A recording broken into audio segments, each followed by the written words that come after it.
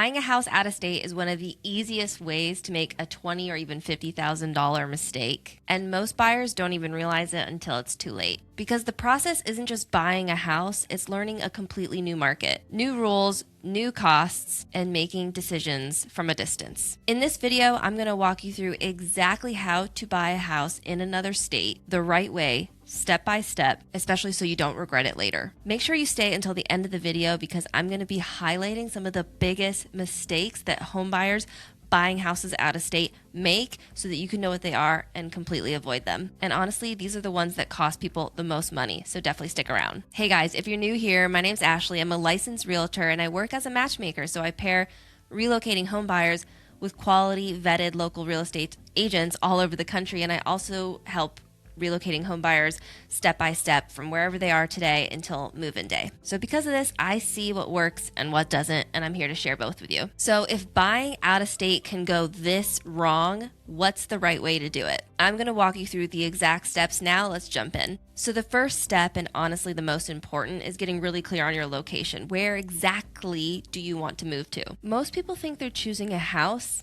but you're actually choosing a lifestyle, and where your house is located makes a big difference on that. The things you need to be thinking about right now is what you want your day-to-day life to look like, commute times, proximity to things you care about, grocery stores, gyms, amenities, and just the overall vibe of the area. And yeah, this can be hard to do when you're moving to a new state, so let's keep going. Here's where buyers can make the first mistake, and it's when they rely too heavily on Zillow. Zillow can show you a house, but it cannot show you what's around the house, and it can't give you that information. And it can't tell you what it's really like to live there except for whatever sort of walkability score they give you, and I'm not sure what that's based on. So understanding exactly where you want to live, this is where local experts come into play very early on in the process. That brings us into the second step, which is building your dream team. You want to build a dream local team for your house purchase, and this is honestly where buyers can make a big mistake too, because you want people in your corner that understand your unique needs, especially coming to the fact that you are relocating to a brand new state, so you do not know anything about the real estate in this area, and you have a whole process of packing up your entire life and getting it here to this new area. So you need people that understand that. A lot of people will just request a tour from a Zillow agent, but that agent is paying to play. That does not mean that they are the best agent in the area or the best agent for you. They just spend a lot of money to be the picture on that house listing.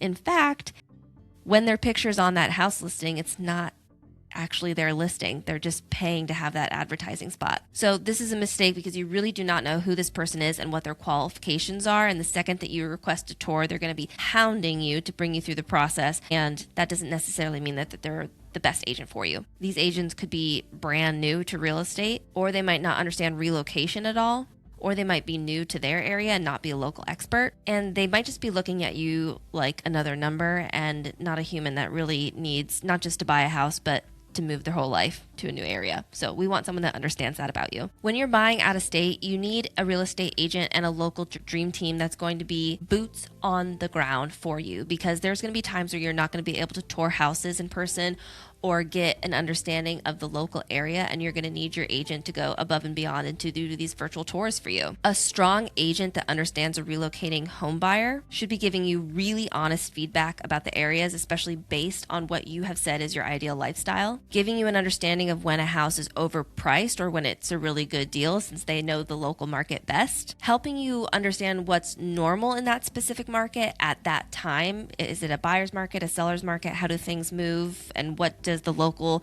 buyers do? What should you be prepared for in terms of potential competition? And the biggest thing is that this real estate agent is going to be able to properly and thoroughly advocate for you when you're not there. This might happen at inspections, for example. Here's the reality. You're making one of the biggest financial decisions, if not the biggest, in your life. And if you pick the wrong real estate agent, that could really expose you in a vulnerable way through your contracts and your purchase process that could leave you making these $20,000, $50,000 mistakes. Now, the other person you want in your corner is a really great mortgage lender, and I would say get connected with your realtor first, because they work with mortgage lenders all the time on transactions, and you want somebody who understands that you're relocating, because sometimes these mortgage lenders are going to have access to great relocation programs, but also the realtor who has worked with the mortgage lender before can vouch for them in terms of their communication and availability and their ability to make sure that they financially understand what your package is and catch everything early on, so that when we get a week out from closing, everything is crystal clear.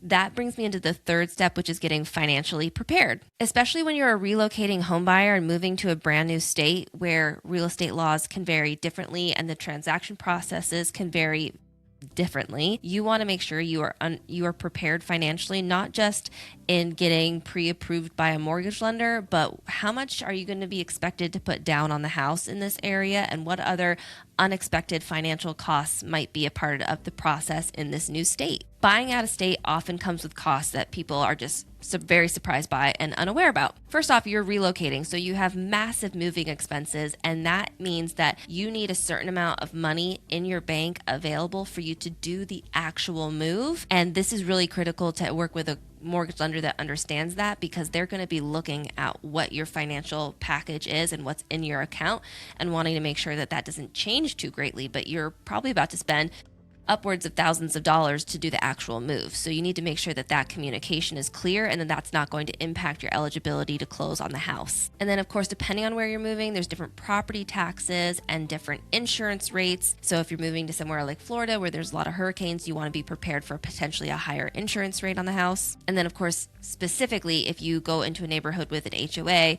what sort of HOA fees are you going to be responsible for, not just throughout the year, but in order to get into the home. Sometimes there's an upstart fee. So when it comes to finances as a relocating home buyer, you really have two categories. One is the house buying process and understanding the nuance of how that works in terms of real estate law in that state, and then making sure your mortgage lender is appropriately tracking your expenses and your finances so that you can maintain your approval status to close on the house. But the other expense is all related to moving and all the upfront costs to move your vehicles, move all of your stuff, move yourself.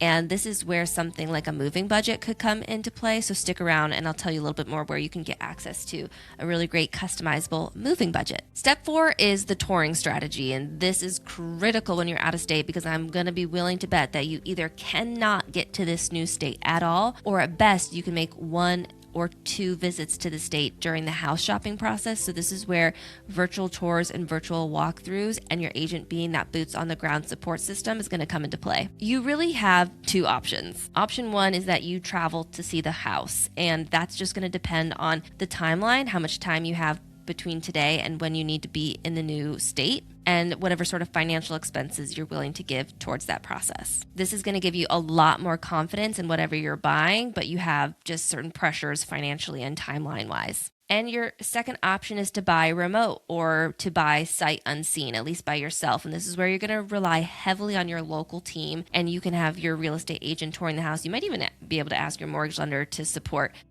And yes, people do this all the time. Buyers will relocate and buy sight unseen all the time, especially, for example, like military families that have tight timelines and lower budgets. They will do this quite frequently. But I would say this option has to be done the right way. If you're buying remotely, you need detailed video walkthroughs from your agent, not just of the house, but of whatever is around the house, including the neighbors and that street or the community. And you need an agent who's going to be brutally honest with you, and someone who can have an opinion, especially a educated opinion based on what you've described is your ideal scenario. And then you're going to need a really solid inspection strategy, so the inspection process can look different in different real estate laws and states. So understand what that is before you go under a contract on a house.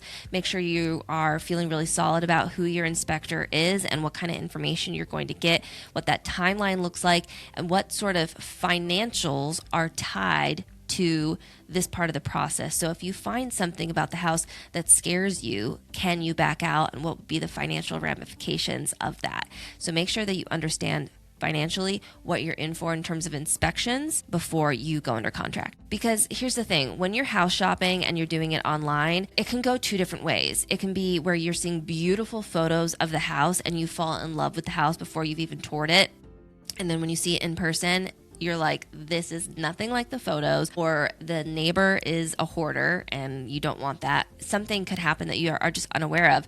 And on the flip side, the photos might unfortunately not be good or not be portraying the house at its best. And then you go and you tour it in person and you're like, oh my gosh, there's this energy about it that you could have never gotten from photos. So it could go either way. I see it all the time. And so you really can't fall in love from a listing online. You need to make sure you can either tour it in person, that option one, or you have a quality team member like your agent who you can rely on. I've been talking a lot about state-specific rules or how real estate laws can change from state to state. So as a relocating home buyer, this is a huge category that you want to understand it. And you're not a real estate agent, so you're not required to understand the laws, but there are certain ways that it can happen different. The transaction or the process or your financial expectations can look a little different throughout the whole process. So you want to have a really thorough conversation up front with your local realtor and ask them all sorts of questions. And if you're interested in a list of questions that you should ask at this stage of the game, then just stick around for the end of the video and I'll tell you where you can get access to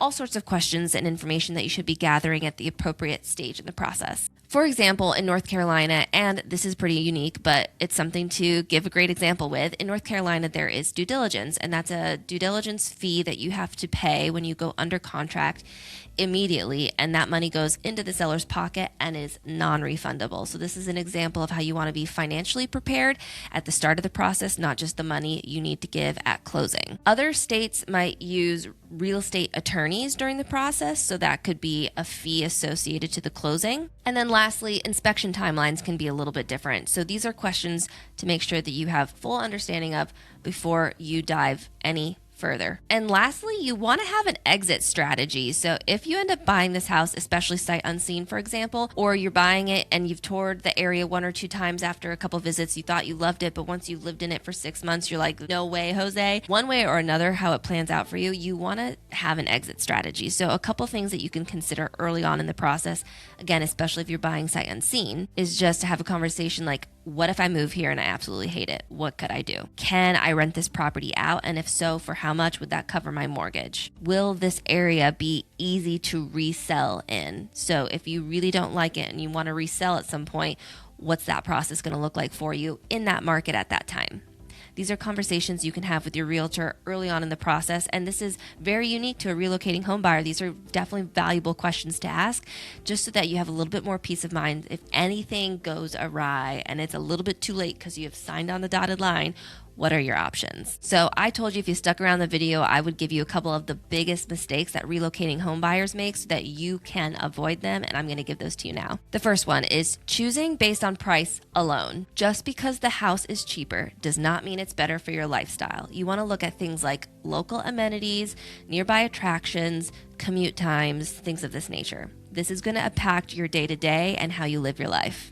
That is going to matter way more than the price point, I guarantee you. The second one is not truly understanding the area you're moving to. Honestly, visiting once or maybe even twice is really not enough to truly know the area or know like the city or even know like what's outside of the city, an hour drive time. It's just not enough. So there's got to be other ways that you can amplify your research or connect with a quality local team who can fill in the gaps of your understanding of the area before you get so committed. Number 3 is using the wrong agent. This one can cause so many problems, and I think I gave great examples about how that's the case.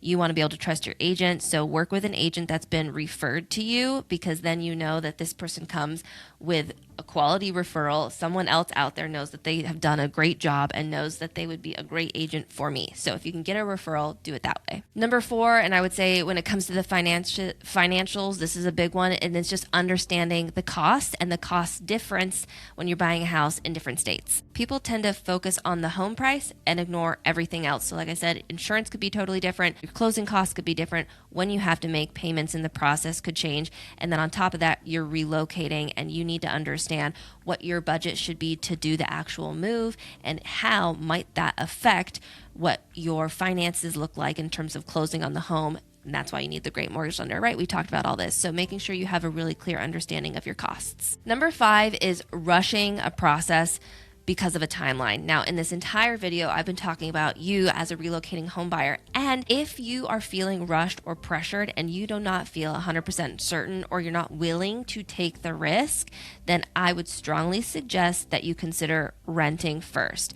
You can do a short-term or a mid-term rental, or find a 6-month lease or a month-to-month lease, and then live there for 3 or 6 months, or maybe even a year, depending on what works for you, and get really familiar with your new city, your new state, and then you can buy a house when you feel really locked in. It's still, everything I shared is still super valuable to do in the process, even if you get to a point where you decide renting makes more sense, because the local real estate agent will help you with everything that we've already talked about. They can also help you find a really great rental, and then when you are ready to buy, you're already partnered with them, and so then they can help you transition into that process as well. Ultimately, most regrets and biggest mistakes don't necessarily come from the house specifically. It comes from how the decision was made. So hopefully throughout this process, I've prompted a couple interesting questions for you to consider and have conversations around, so that you can make sure that you're doing the best to land where you're going to be the most happy. Now, with all of this being said, if you are planning to relocate and buy a house at the same time, and you want a clear step-by-step plan,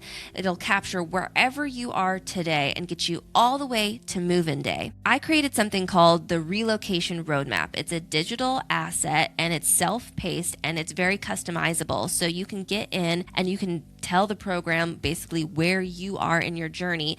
It will help highlight what you've already accomplished and what other things you still need to check the box on, and then help you move from wherever you are right now in your journey all the way to that final day where you get to move in and eat pizza on the floor of your new house. If you're interested in the relocation roadmap, you can just comment the word roadmap below, or check out the caption. I'll have it linked there. And the other way that I can help is by referring you to a quality local real estate agent. I work with quality real estate agents all over the country, and this is my job. I pair relocating homebuyers like you with vetted agents that understand the nuance of relocating and buying at the same time. And like I said, you really want, if you can, to work with an agent that's been referred to you. So if you're interested in a referral, it's free to you. It doesn't cost doesn't cost you anything to get the referral. And you can find a link to that information in the caption below, or you can comment the word referral and we'll get a conversation started. Why question your way through a cross-state move when you can just do it the right way the first time, with the right people in your corner and the right support system helping you day to day? I hope you found this video helpful. Stick around because there's so much more to come.